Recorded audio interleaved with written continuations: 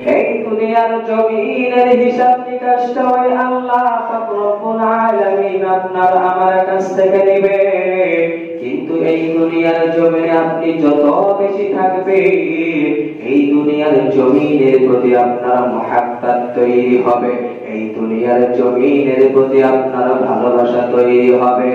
আর আমার দয়ার নবী, আমার মায়ার নবী বলে, দুনিয়ার জমিনে যত পাপ কর্ম রয়েছে, এই পাপের মূল হইল দুনিয়ার মহাব্বত। এজন্য মুমিনরা এই দুনিয়ায় থাকতে চায় না, তারা চায় আমি যত তাড়াতাড়ি পারি আমি আমার ওই মালিকের ডাকে সাড়া দিয়ে চলে যাই। আমার আল্লাহ পাক রব্বুল আলামিন আমার জন্য যেই পুরস্কারগুলো রেখেছে, ওই পুরস্কারগুলো আমি পেয়ে যাব।